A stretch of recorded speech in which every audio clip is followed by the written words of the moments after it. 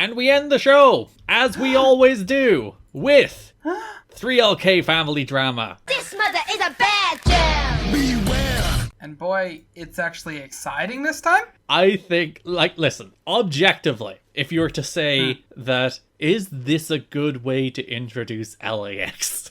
To get their ass kicked by a really old man? The answer is no. Like, if you're being, like, truly critical and, like, being like, oh, analyzing the wrestling, being like, oh, you know... ROH champion Homicide. Yeah, is that good for those guys? The answer is no. But...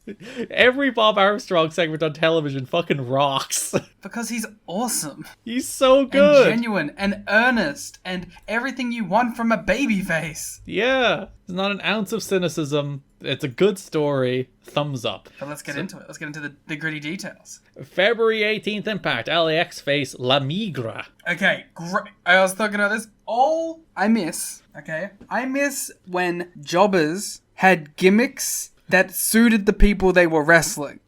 Like if you have a character and this is your character, you should beat up a job guy that happens to have the opposite of your gimmick. And I'm into this. It is very funny that La Migra is the three-man combination of Donovan Morgan, Mike Modest, and Ryan Drago. Ryan Drago, by the way, a young Simon Gotch. I thought he looked like Simon Gotch. I was like, this guy really looks like Simon Gotch. It's because it is. It's a young Simon Gotch who recently that? made his actual first TNA appearance against Josh Alexander at No Surrender. So there you go. And it widely regarded positively.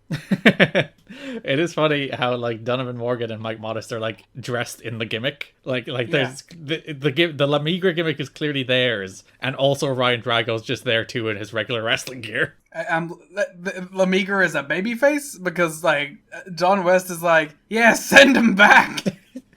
It is very strange, because Maitane explains to us that La Migra is slang for immigration or border control. And then, as you said, Don West suggests that somebody needs to send LAX back across the border. So it's like this racist act who are like trying to kick migrants out of a country are the baby faces. Homicide born in... Yeah.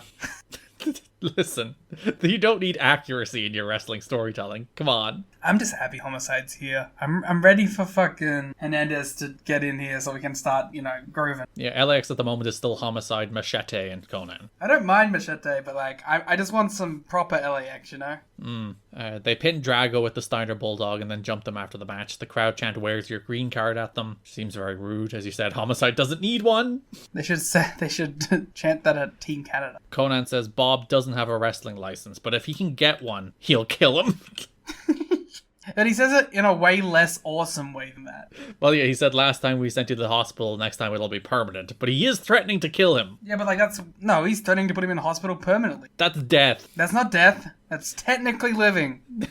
So coma? Or just so beaten so bad he could never get off the machines. Okay. Low-Key was considered for LAX, but he will be booked in the X division instead. Oh my god, Loki and Homicide as proper LAX?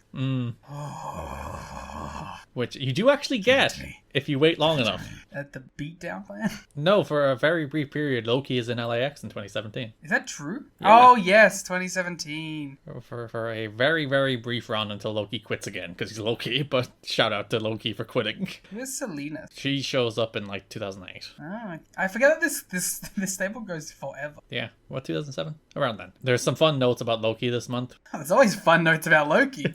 Where it's like, Loki might be coming back, but he's asking for more money than last time, so he's getting heat. It's like, yeah, fucking Loki's the best. But also, I don't know, fucking can him. He should ask for more money. Yeah, last time he was here was 2004, when the company was broken in the asylum. Now they're on Spike and on television. You should be asking for more money. Yeah. Ricky Vega isn't considered ready yet. That's Machete. So Hot Stuff for Hernandez is slated to replace Apollo full-time in LAX. There is also interest in Ricky Banderas, but he is locked into a contract in Puerto Rico, so TNA may not be able to sign him at this time. There was more stuff in The Observer about how they were willing to let them use Ricky Banderas, but there was still some concern that he'd be assigned to a contract in Puerto Rico, so that you wouldn't have control over him and his bookings and all of that. You might run into some of the same problems they're running into other people with that stuff, so they were still reluctant to use him. Garrett, LAX, Hernandez and Homicide had a match 4 months. Really? Who was against? Nathan Cruz and Miles Kane. Hell yeah, a dream match. In England. Oh, boo. Come on, England. Boo. Come on, England. The TNA booking team is not familiar with Homicide's work in Ring of Honor, so they're not sure how much to invest in him at this point. It's like the best. Best ever. He's also been working with an injured shoulder, which has slowed him down, and he will continue to have tape on for the rest of his life. The OGs, Garrett. The OGs, damn it. Dave goes into, like, part of the reason they chose not to go with Low-Ki is because they'd be wrestling the James Gang, and they thought that Low-Ki and Homicide would be too small next to BG, and particularly Kip, who was humongous. They could also kill him. So there's the thought to get someone bigger in there like Hernandez to like even out the size discrepancies. It's Low-Ki and Homicide. Well, Garrett, I want it. You can have it. Garrett, I want it. No. I never get anything I want in TNA in 2006 when I was 9. Earlier in that show, JB had the James Gang. They said not Batman and not Robin, not the Lone Ranger and Tonto. It's Brian and Kip James. And then BG for some reason said you can't say that on television. And I'm like, which part of that? I was gonna say something. Was he gonna say a racism? Yeah, it's something like that. Was he gonna say Billy Gunn and Road Dogg? I don't know. He was gonna say something, and I thought it was racist. But maybe that's just me assuming it's BGG. Bob walks in and does this awesome promo where it's like, I don't care about my knees. If I have to crawl, I'll get revenge on the LAX. It's like, they took my pride from me and I'm taking it back. Yeah. Shoutouts to a great BG line. He said, "Oh, Mum's gonna kill me." Oh, giving BG James credit. Oh. He's good at one-liners. And his promo last month was pretty... And he did do... Before the pay-per-view match, he does say, I'm not going to do my catchphrases because this is serious. So he's finally listened to you. He's learning. BG James, in 2006, listened to this podcast and was like, I gotta put... February 25, Impact. Team Canada faced the James Gang. It was kind of wild to me watching BG and Kip do an entrance, how, like, they feel like a complete non-factor. Like, after all the build they did to BG and Kip teaming for the first time in a few years as well, because they didn't team in WWF for a few years as well. So, like, it's a big Attitude Era act back together for the first time in years. And they come out on TV and I'm like, oh, that doesn't feel important at all. They should care, though, right? They were, they were a meaningful hot act in the Attitude Era. You can't take that away from them. I'm taking it away from them. Yeah, that's fair. BG hits the catchphrases, but then the Canadians jump him. Short match that ends when LAX run in and slapjack BG, allowing Rude to hit the Northern Lariat for the win. They slapjack him again as Bullet Bob comes out, and then just fucking runs wild on LAX. Yeah.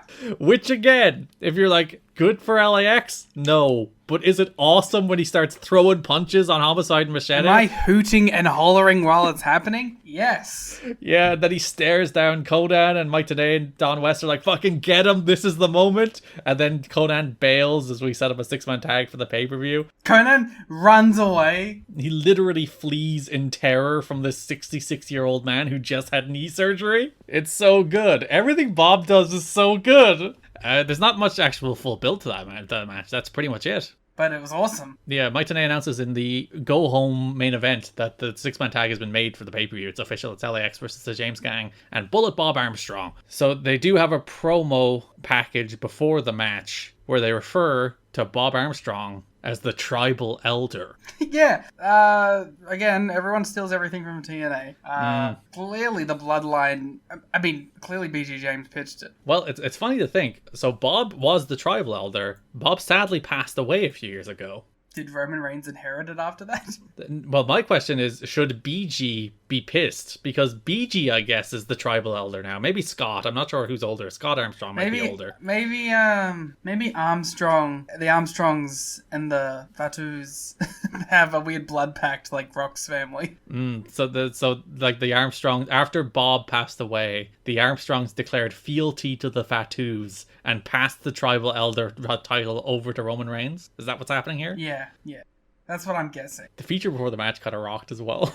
Tell me about it. I don't know. This is just like, it's because it's mostly featuring Bob kicking ass and doing promos, and it does have like the good. And it has sweet music. It's some sweet music. That good BG promo from last week, where it's like you did that to my daddy, or whatever the line was. It's like, oh, it's all the good stuff from this. After a year, Liam. Against all odds, 2005 is when Kip James debuted, and when this thing started. We have been doing this for 13 months, and finally, we have some good stuff in this feud.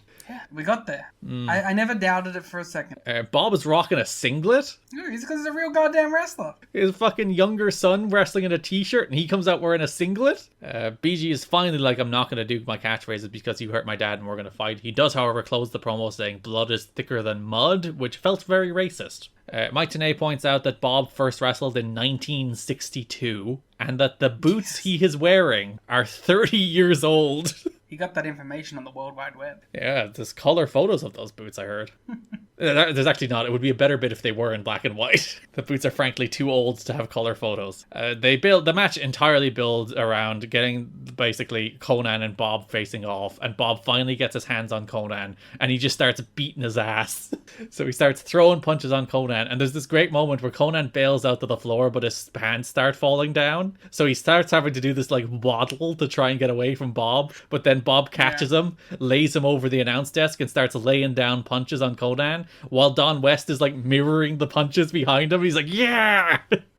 It's awesome. I mean, it's kind of worked perfectly. Because like the match is like 6 minutes. It's like they don't waste your time. They don't pretend to be anything it's not. They're not like dragging this thing out or making you watch too much Billy Gunn wrestling. It's like a little bit of heat, get to Bob coming in, running wild, kicking ass, straight to the finish. No wasted motion, exactly what it should be. So Homicide tries to use a chair, but Bob grabs it. BG kicks the chair into Homicide's face as Kip pins Machete with the Missouri boat ride, and the Armstrongs stand tall.